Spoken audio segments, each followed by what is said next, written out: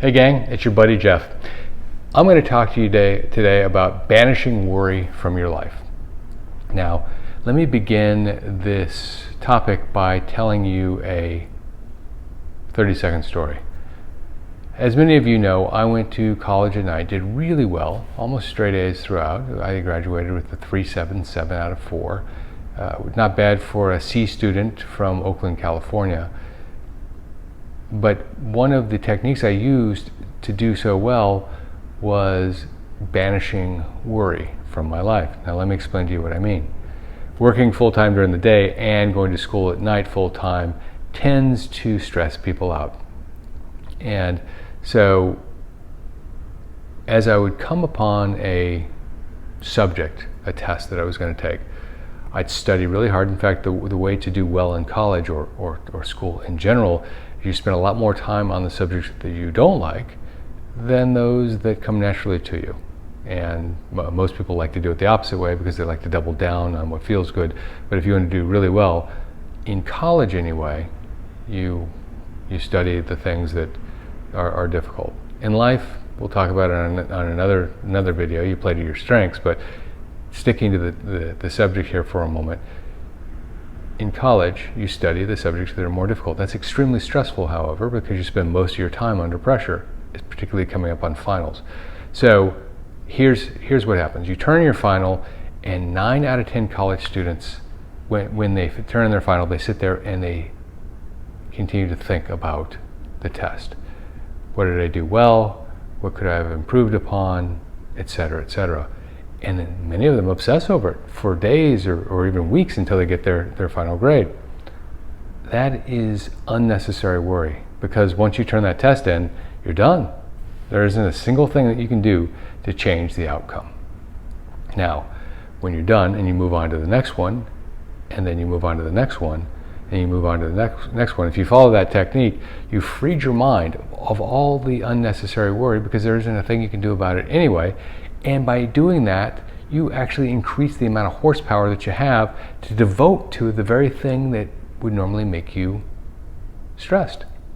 And so, as a consequence, by banishing worry and spending all of your efforts on doing well in school, your GPA goes up. The same thing happens in life. In life, there are problems that you are faced with every day. We all have problems. I can't think of a single person that doesn't have at least 10 problems they could rattle off to me right now, from the most complicated, heart-wrenching problem down to one that stresses them out, but you look at it and say, my friend, that's not really something you should spend a lot of your time thinking about. Whether you can get the chewing gum off of your trousers or not is kind of irrelevant when you're talking about how to navigate through life. Back to my point. I want you to do an exercise for me.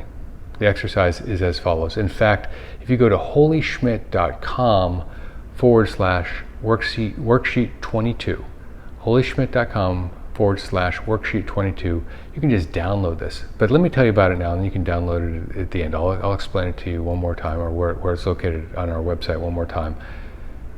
On the worksheet, you have the problem.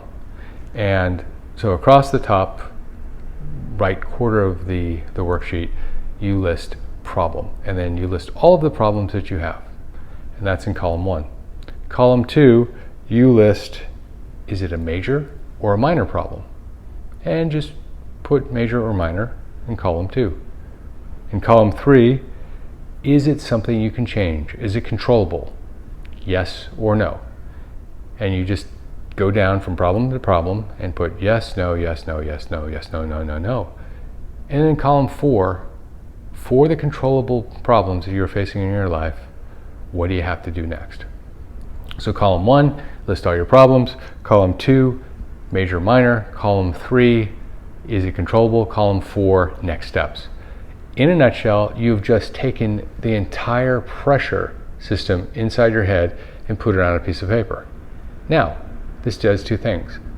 If you actually study that for a few minutes, you'll know that what you're worrying about that you can't control is just wasting the amount of energy you have to actually focus in on the things you can control. So your mind will shut off and stop thinking about the things you can't control. At least if you do this with a bit of practice, it will. If you do this every day over the course of a week, you'll know exactly what I'm talking about.